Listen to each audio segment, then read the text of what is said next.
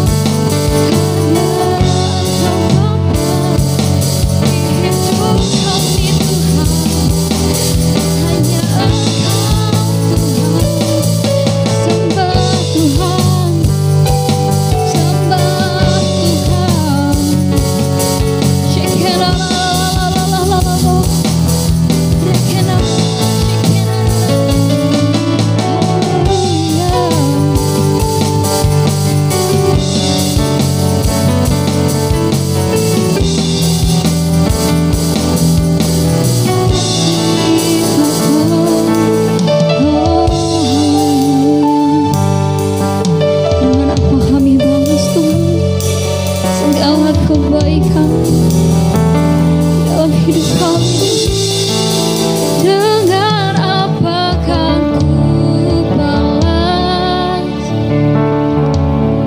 segala kebaikanmu? Segenap hatiku menyembahmu Yesus. Ku bersyukur padamu. Dengan apa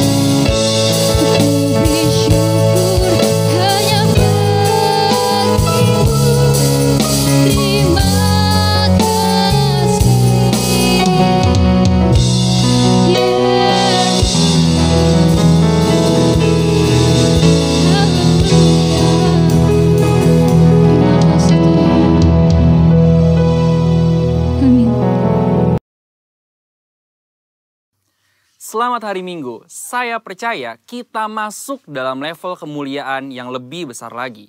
Pada edisi Voice of Pentecost kali ini, kita akan membahas faith and risk atau iman dan resiko. Berapa banyak saudara yang mau hidup tanpa resiko, berbisnis tanpa resiko, menikah tanpa resiko, atau untuk yang anak muda, pacaran tanpa resiko sakit hati. Apa sih resiko itu? Resiko adalah sesuatu yang buruk yang tidak sesuai dengan harapan kita. Tetapi rasanya tidak mungkin kita hidup tanpa resiko. Karena dunia yang kita kenal hari ini adalah dunia yang telah dirusakkan oleh dosa. Kejadian 8 ayat 22 mengatakan, selama bumi masih ada, takkan berhenti-henti musim menabur dan menuai, dingin dan panas, kemarau dan hujan, siang dan malam.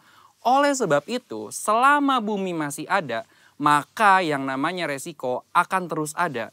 Lalu bagaimana kita mengatasi hal ini? Dengan memiliki iman.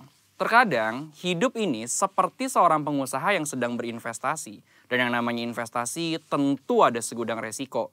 Seperti beberapa faktor berikut. Yang pertama, faktor waktu. Kita bisa menghitung, tetapi tidak bisa menentukan dengan pasti kapan investasi kita akan menghasilkan profit yang baik. Dalam hidup ini kita juga tidak pernah bisa memastikan waktu. Tapi yang pasti Tuhan selalu tepat waktu. Yang kedua, faktor karakter. Kepada siapa kita menginvestasikan uang kita akan sangat berpengaruh pada besar kecilnya resiko yang akan kita terima. Tetapi apabila kita menginvestasikan hidup kita pada Tuhan, kita tahu Dia adalah pribadi yang sangat dapat dipercayai, bahkan mengasihi kita. Yang ketiga, faktor tak terduga. Sejeli apapun kita mengelola semua resiko dalam investasi, tetap saja ada resiko yang tidak dapat kita duga. Seperti halnya tahun 2020 ini. Banyak hal yang tidak kita ketahui dan mengejutkan. Tetapi Tuhan tahu, maka dari itu memiliki iman menjadi sangat penting. Sama halnya dengan investasi yang memiliki segudang resiko. Hidup kita hari ini juga dipenuhi dengan resiko dan bahaya. Tetapi memiliki iman dan menginvestasikannya kepada Tuhan menjadi hal yang sangat penting pada titik ini. Karena ketika kita memiliki iman, ada 3 hal yang akan kita alami. Dengan iman kita mendapatkan kepastian janji-janji Allah. Dengan iman kita mendapatkan perkenanan Allah. Dengan iman kita memperluas kerajaan Allah di bumi. Seperti yang Ibrani 11 ayat 6 katakan. Tetapi tanpa iman tidak mungkin orang berkenan kepada Allah. Sebab barang siapa berpaling kepada Allah, ia harus percaya bahwa Allah ada. Dan bahwa Allah memberi upah kepada orang yang sungguh-sungguh mencari Dia. Resiko akan selalu ada dan tidak bisa kita hindari di dalam dunia yang telah dirusakkan oleh dosa ini. Tetapi kita, orang Pentakosta, tidaklah harus menjadi takut akan hal ini, melainkan mempergunakan iman untuk dapat mengelola setiap resiko yang ada dalam kehidupan. Ini masa-masa yang penting untuk menguatkan kembali kepercayaan kita kepada Tuhan, karena Dia sangat dapat dipercayai. Dan ketika kita berhasil mengelola semua resiko itu dengan iman, maka kita akan memperoleh profit, yaitu janji dan perkenanan Tuhan. Maka sebagai orang Pentakosta, hari ini jangan ragu untuk menginvestasikan iman dan seluruh kehidupan kita kepada Tuhan Yesus Kristus. Tuhan memberkati.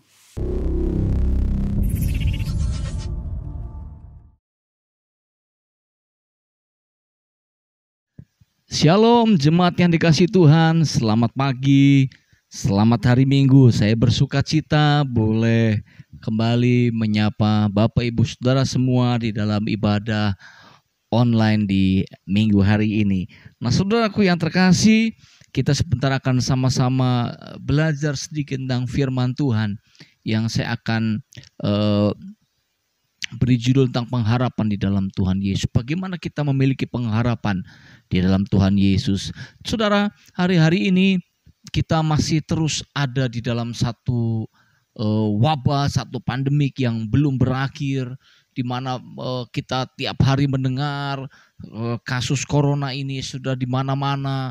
Bahkan kemarin kita beberapa hari yang lalu kita melihat ada kota Beirut bagaimana luluh lantak, saudara, oleh satu gudang yang meledak di tengah keadaan krisis, saudara. Nah, hari-hari ini dunia sedang dihantui, sedang diliputi oleh ketakutan. Dunia sedang dihantui oleh bayang-bayang resesi. Begitu juga bangsa ini, saudara. Tidak menutup kemungkinan semua itu akan terjadi atas bangsa ini. Nah, tapi bagaimana, saudara, kita sebagai anak-anak Tuhan memiliki sikap.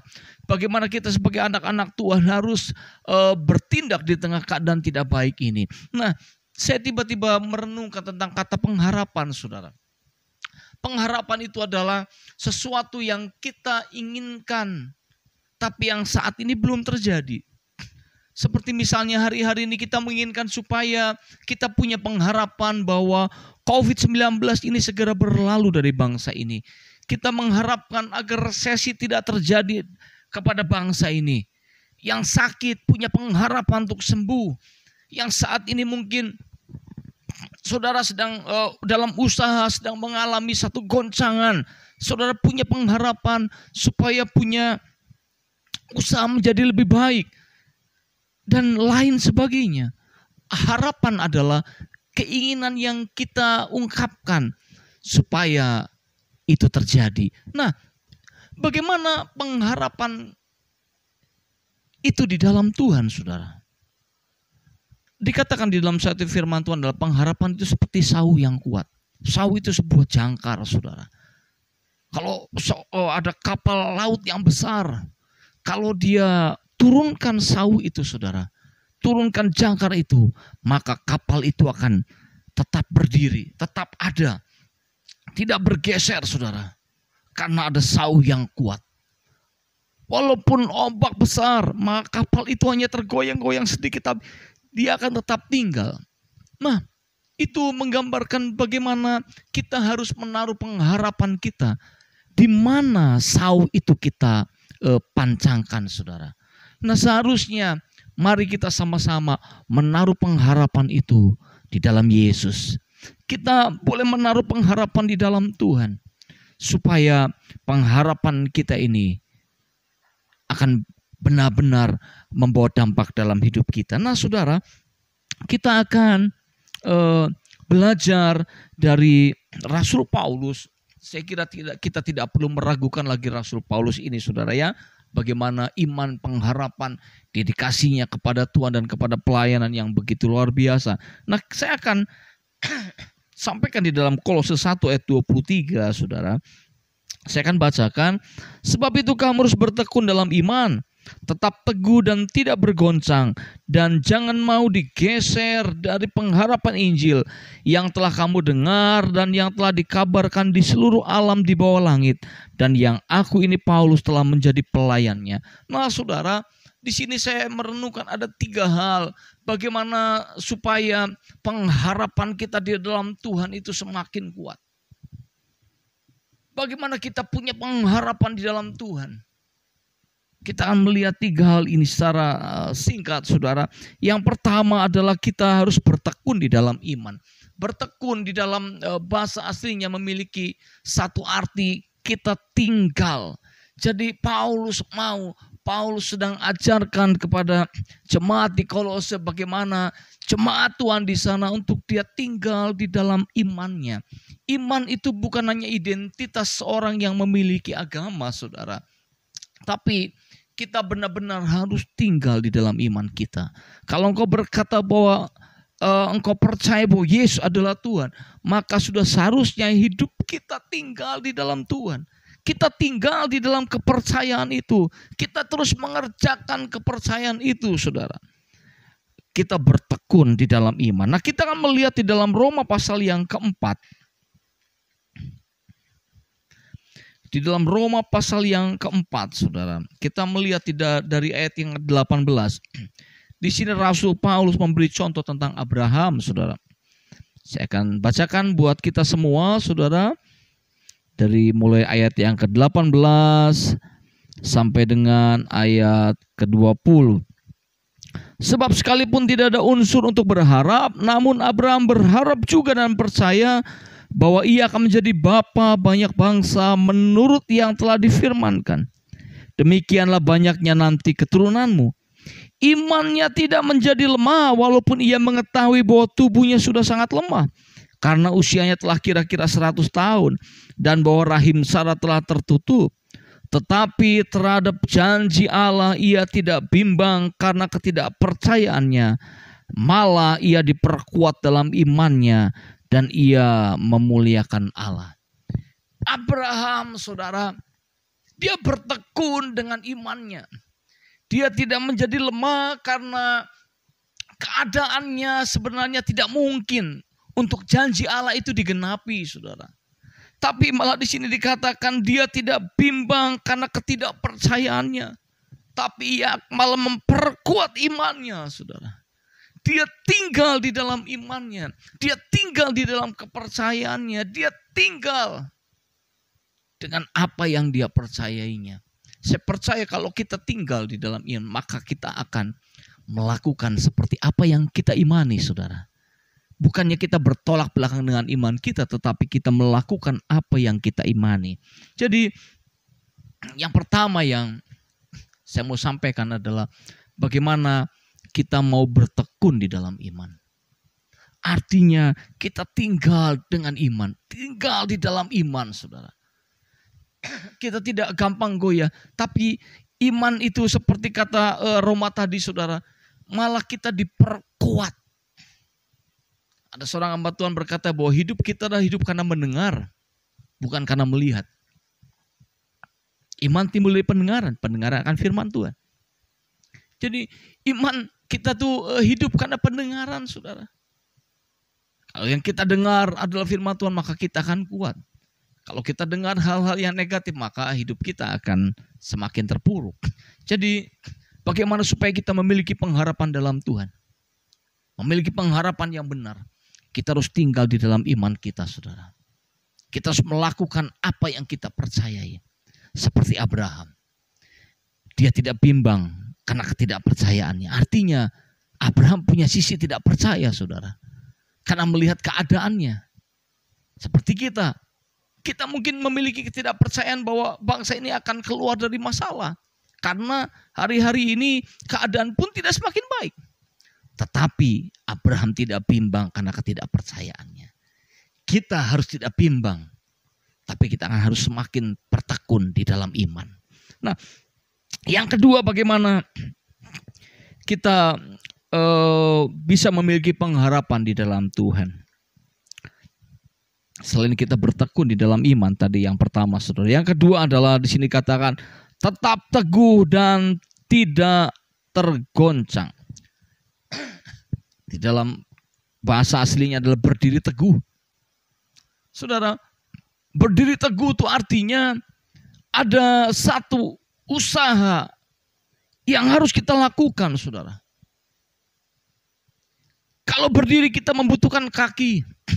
Yang namanya berdiri teguh berarti kita punya satu kuda-kuda yang kuat. Kita punya pondasi yang kuat.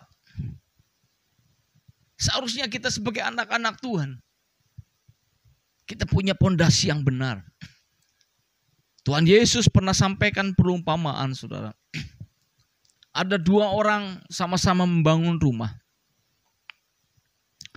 Yang satu membangun rumah dasarnya adalah pasir. Yang satu membangun rumah dasarnya adalah batu. Sama-sama berdiri bangunan itu, saudara. Tetapi kemudian datanglah ujian, datanglah cobaan. Sehingga angin yang kencang, saudara, menerpa. Yang tetap tinggal berdiri adalah rumah yang dasarnya adalah batu. Nah, jadi Paulus ingatkan untuk kita memiliki pengharapan di dalam Tuhan, saudara. Kita harus berdiri teguh, tidak goyah, saudara. Kita tidak diombang-ambingkan oleh banyak hal, tetapi kita berdiri teguh di bawah dasar firman Allah. Kita tetap berdiri teguh karena kita punya pondasi iman. Kita lihat di dalam 1 Korintus 15 ayat yang ke-58. Ini Rasul Paulus memberi nasihat kepada jemaat di Korintus, saudara. 1 Korintus 15 ayat yang ke-58, demikian firman Tuhan. Karena itu saudara-saudaraku yang kekasih, berdirilah teguh, jangan goyah, dan giatlah selalu dalam pekerjaan Tuhan, sebab kamu tahu bahwa dalam persekutuan dengan Tuhan, jerih payahmu tidak sia-sia. Rasul Paulus kembali ingatkan untuk kita tetap kuat, berdiri teguh, saudara, tidak goyah, punya dasar yang kuat. Bagaimana kita bisa menaruh pengharapan kita di dalam Tuhan? Bagaimana kita bisa menaruh pengharapan kita di dalam Yesus? Kita harus punya pondasi yang kuat, saudara.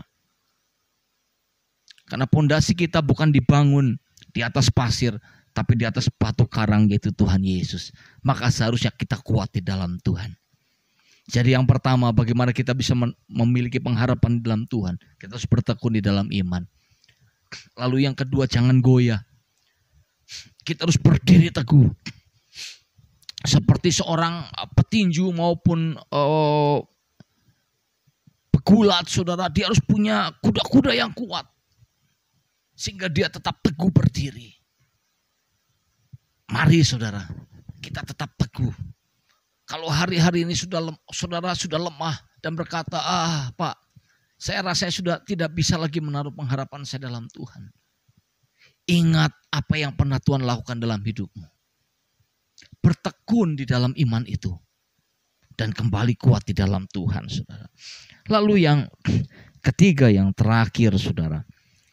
Di dalam Kolose 1 ayat 23 dikatakan, jangan kita mau digeser dari pengharapan Injil. Rasul Paulus sedang ingatkan kepada kita supaya kita jangan mau digeser pengharapan kita ini, saudara. Rasul Paulus ingatkan kita supaya jangan sampai iman kita ini mengalami pergeseran. Karena keadaan yang mungkin saat ini tidak baik, saudara. Iman kita mulai bergeser sedikit demi sedikit. Kita nggak bisa ibadah secara offline. Iman kita mulai bergeser sedikit demi sedikit. Saudara, seperti seorang pilot, saudara, kalau menerbangkan pesawat, kalau dia sudah bergeser hanya setengah derajat saja, maka ketika dia menerbangkan pesawat, saudara, maka dia akan sampai ke tujuan berbeda dengan tujuan yang seharusnya. Nah, Rasul Paulus juga ingatkan itu, bagaimana kita harus jangan mau dipindahkan dari iman kepercayaan kita. Jangan kita gampang digeser karena keadaan, karena sesuatu yang tidak baik, saudara. Karena hal yang lain yang mungkin saat ini saudara sedang hadapi. Penyakit kah? Masalah dalam hidupmu kah? Ataupun yang lain. Nah saudara, jangan mau digeser saudara. Kenapa saudara? Di dalam Roma 5 ayat 5 dikatakan pengharapan itu tidak mengecewakan. Kalau saudara taruh pengharapan itu di dalam Yesus, maka Yesus tidak pernah mengecewakan kita saudara. Saya akan bacakan di dalam Roma 5 ayat yang kelima saudara. Saya akan bacakan.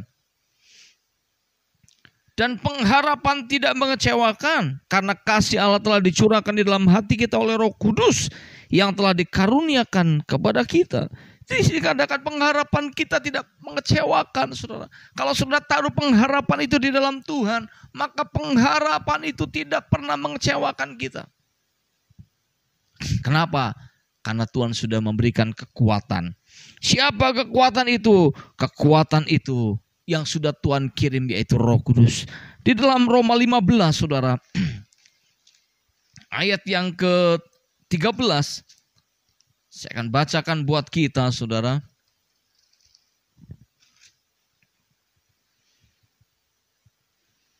Semoga Allah sumber pengharapan memenuhi kamu dengan segala sukacita dan damai sejahtera dalam iman kamu, supaya oleh kekuatan Roh Kudus kamu berlimpah-limpah dalam pengharapan. Kita bisa kuat di dalam pengharapan kita karena kita punya kekuatan, dan kekuatan kita adalah ada di dalam Roh Kudus. Jadi saudara, hari-hari ini mari jangan sampai kita digeser oleh keadaan, oleh apapun.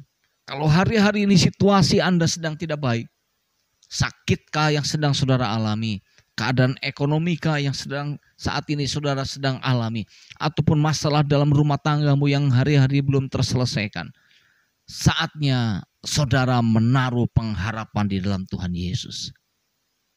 Jangan mau digeser, jangan mau beralih kepada yang lain, tetapi tetap di dalam Tuhan. Sehingga pada waktunya kalau kita tidak menjadi lelah, maka apa yang kita harapkan akan terjadi dalam hidup kita. Apa yang kita inginkan, bagaimana bangsa ini akan lepas dari pandemik ini, akan terjadi saudara. Jadi itu yang saya mau sampaikan pada minggu hari ini saudara. Bagaimana supaya kita memiliki pengharapan di dalam Tuhan. Yang pertama, kita harus bertekun di dalam iman. Kita tinggal di dalam iman. Yang kedua, kalau kita setelah tinggal di dalam iman, maka kita harus berdiri teguh di dalam pondasi iman itu. Kita harus jadi kuat. Yang ketiga, jangan mau digeser saudara dari pengharapan akan Injil itu. Jangan mau kita digeser dari iman kita itu. Tapi kita semakin kuat. Kenapa? Karena kekuatan itu bukan datang dari kita, tapi ada Roh Kudus dalam hidupmu yang akan memberikan kekuatan. Sehingga pengharapan itu akan berlimpah dalam kehidupanmu. Amin saudara. Jadi itulah yang saya mau sampaikan pada minggu pagi hari. Biarlah ini boleh menjadi berkat, menjadi kekuatan buat saudara untuk kita tetap memiliki pengharapan di dalam Tuhan. Kita tetap memiliki iman di dalam Tuhan dan kita tidak digoyahkan. Hingga saatnya nanti kita melihat bangsa ini akan keluar menjadi pemenang dan kita pun akan menikmati berkat-berkat Tuhan saudara. Amin saudara. Mari saya ajak setiap kita mau berdoa dan kita mau terima berkat dari Tuhan.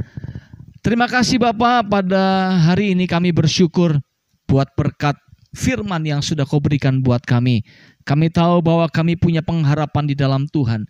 Kami tahu kami tidak lelah, tidak goyah di dalam pengharapan itu. Kami mau kuat di dalam pengharapan itu. Kami mau tetap berdiri teguh di dalam pengharapan itu. Kami mau bertekun di dalam pengharapan itu saudara. Tuhan, terima kasih buat firman-Mu. Biarlah firman ini termata dalam hidup kami. Firman itu menjadi kekuatan buat hidup kami. Dan firman itu akan terus bertumbuh, berbuah-buah untuk kemuliaan nama-Mu. Berkati seluruh umat-Mu Tuhan yang mengikuti ibadah online. Berkat-Mu turun atas setiap kami. Keluarga demi keluarga diberkati. Mari jemaat yang dikasihi Tuhan, mari angkat kedua tangan-Mu. Terimalah berkat dari Allah Bapa, cinta kasih dari Tuhan Yesus Kristus, dan persekutuan yang manis dengan Roh Kudus yang akan menyertai hidupmu mulai pagi hari ini sampai Maranatha, bahkan sampai selama-lamanya. Terimalah berkat Allah itu di dalam nama Tuhan Yesus Kristus. Mari umat Tuhan yang telah diberkati dengan saya, kita mau sama-sama katakan amin. Selamat hari Minggu. Tuhan Yesus memberkati. Salam sehat selalu. Amin.